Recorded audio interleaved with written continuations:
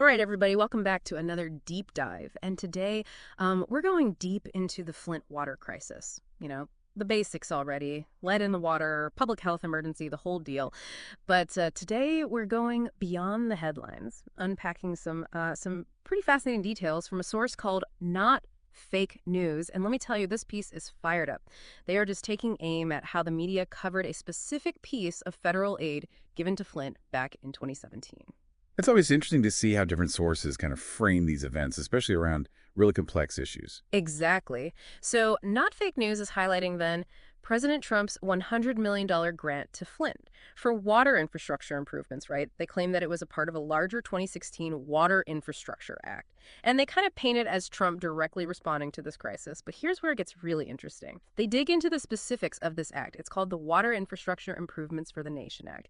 You know me, I love digging into the details. So what's fascinating is that this act actually allocated billions of dollars for projects nationwide. That's right. And it's a great example of how funding for these massive infrastructure projects often crosses presidential terms. Oh, interesting. So while the act itself was passed in 2016, the money allocated to Flint under this act would have been distributed during Trump's presidency. Okay, so it's not as simple as Trump single-handedly saving the day. Well, not quite. It's important to remember that these projects involve a complex web of planning and budgeting and implementation that spans years and often involves multiple administrations. Makes sense. So, Not Fake News is presenting a very specific narrative here, emphasizing Trump's role. But the bigger picture is a lot more nuanced than that. Precisely. And that's one of the key takeaways here. Always consider the source and their potential motivations. Not Fake News clearly has a very strong viewpoint, and they're using this story to bolster that perspective. They really do. They go as far as contrasting Trump's supposed swift action with the alleged inaction of previous administrations. Yeah, and they really lay into the mainstream media, too, claiming they completely ignored Trump's positive actions. They even say the media will never report this. It's almost like they're saying, hey, we're the only ones telling you the truth. Yeah, and that's a tactic we see often with sources that position themselves against the mainstream. It's about creating this us versus them dynamic. Yeah. Which can be really powerful, but it also raises some red flags. Definitely. So how should we, as informed listeners, approach this kind of information? Well, first remember that media literacy is crucial. Don't just accept any single source at face value. Not Fake News is presenting a very specific angle on this story. Right. So what kind of questions should we be asking ourselves as we're reading this kind of content? Start by thinking about the source's motivations. Why are they framing the story this way? What are they trying to achieve? Also look for evidence. Do they provide concrete facts and figures to back up their claims? And I guess we should also be asking what's missing, right? What information might they be leaving out to kind of push their narrative? Exactly. You're starting to think like a true deep diver. Now, here's where Not Fake News gets even more interesting. They go beyond just reporting the news and issue a pretty strong call to action. Oh, yeah, I remember this part. They're urging viewers to share the video far and wide, sing Trump's praises from the rooftops, and get this, avoid any arguments with those demon rats. Ah, yes, the demon rats. That kind of loaded language is always a sign to pay close attention. It's designed to trigger emotional responses, which can make it harder to think critically about the information being presented. You know, it's funny because I caught myself getting riled up reading this piece, but then I had to step back and say, wait a minute, am I letting my emotions get the better of me? And that's a great instinct. Being aware of those emotional triggers is key to being a more discerning consumer of information. So we've got this news about federal aid to Flint, framed within a very particular, let's just say, enthusiastic narrative. But beyond the spin, what are the real takeaways here? One thing that jumps out at me is how this story highlights the intersection of politics, infrastructure funding, and public health. These are complex systems that impact people's lives in really profound ways. For sure. And the Flint water crisis, unfortunately, serves as a stark reminder of what can happen when those systems fail. Absolutely. It raises a lot of questions about accountability. Who's ultimately responsible for ensuring that people have access to something as basic as safe drinking water? Yeah, that's a huge question. Yeah. And it goes beyond just Flint. It applies to every community, every state, every country. Really makes you think. It does. And that's what we're here for, to dig deep and uncover the nuances and spark those thought-provoking conversations. Well said. This deep dive has only just begun.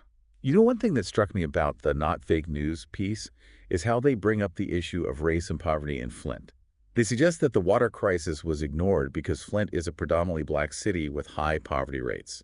Yeah, I noticed that too. It almost felt like they were using the issue of race to further their narrative about Trump being this savior who swooped in to help a community that everyone else had forgotten. It's a delicate balance, isn't it? Hmm. On one hand, it's absolutely crucial to acknowledge the role that systemic racism and poverty play in environmental injustices like the Flint water crisis. These issues are deeply intertwined, and we can't fully understand one without considering the other. So while not fake news might be using this point for their own agenda, the underlying issue of environmental justice is definitely something worth exploring further, wouldn't you say? Absolutely. Think about it this way. Marginalized communities are often the ones who bear the brunt of environmental problems, Mm. whether it's polluted water, toxic waste dumps, or even the impacts of climate change. That's a really sobering thought. It makes me wonder, what can we do about it? I mean, where do we even begin to address these complex systemic issues? Well, awareness is a powerful first step. Recognizing that these injustices exist is crucial. From there, we can start to advocate for policies and solutions that address the root causes of these problems. And that might involve supporting organizations that are working on the ground in these communities, pushing for legislation that protects vulnerable populations, or even just educating ourselves and others about these issues. So it's all about taking action, right? It's not enough to just sit back and acknowledge the problem. We have to actually do something about it. Exactly. Knowledge is only powerful when we use it to create positive change. And that brings us back to the not fake news piece and their claim that the media was completely silent on Trump's actions in Flint. They even used the phrase, "the media will never report this." It's quite a statement. Yeah, it's almost like they're trying to position themselves as the only source of truth, which can be a dangerous game, wouldn't you say? It certainly can. And it plays into a broader narrative of distrust in mainstream media that we see circulating quite a bit these days. As I was reading that line, I was thinking, well, how do I know if that's true? I mean, I wasn't exactly following news coverage of the Flint water crisis back in 2017. So, how do we, as readers and consumers of information, develop those critical thinking skills to assess what we're reading and figure out what's real and what's not? That's where media literacy comes in. It's about equipping ourselves with the tools to navigate the constant barrage of information we're bombarded with these days. And it's more important than ever in this age of online news and social media where information spreads so rapidly. So, what are some practical tips for becoming more media literate? What can we do to make sure we're not just blindly accepting everything we read? There are a few key things to keep in mind. First, always consider the source. Who's behind the information you're reading? What are their motivations? Do they have a particular agenda they're trying to push? That's a good point. I mean, even with something like not fake news, we have to remember that they have a specific perspective and they're framing the story in a way that supports that perspective. Exactly. Second, look for evidence. Are there facts, data, or credible sources cited to support the claims being made?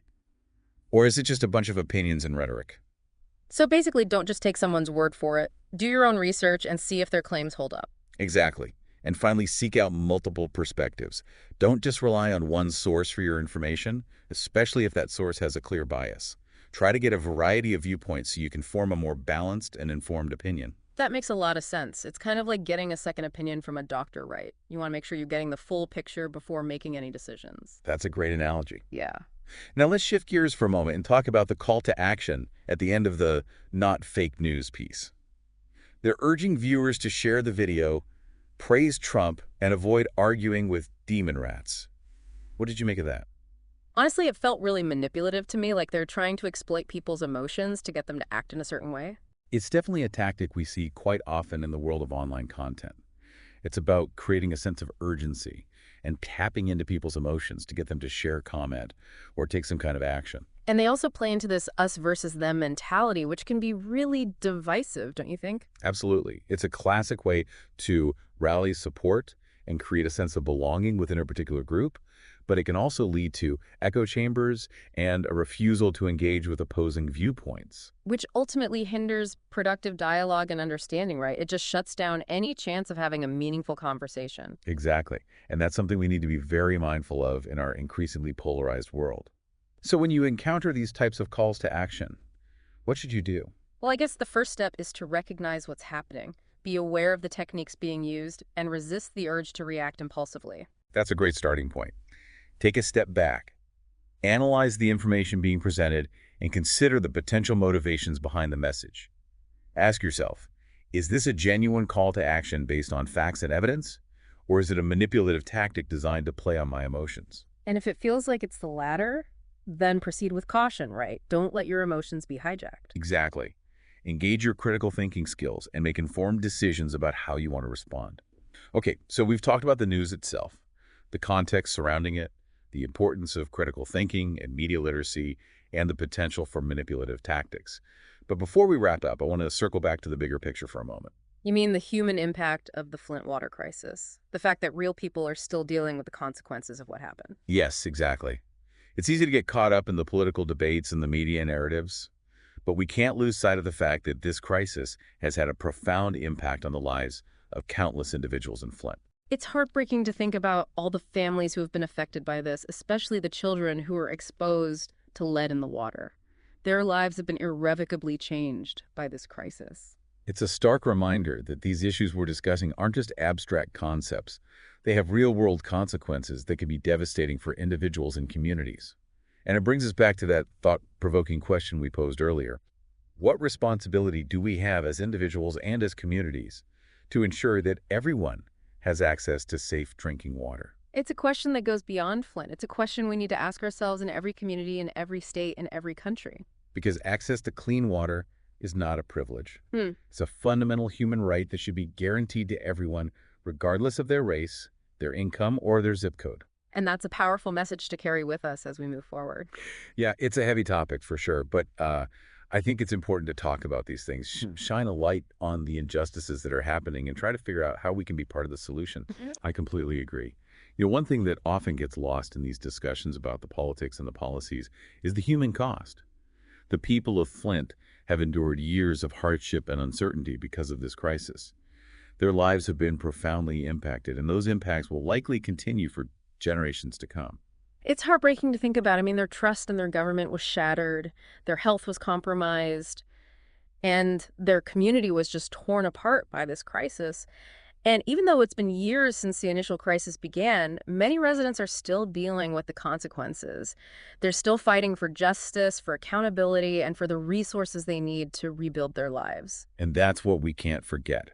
Behind all the political maneuvering and the media narratives, there are real people whose lives have been deeply affected by this.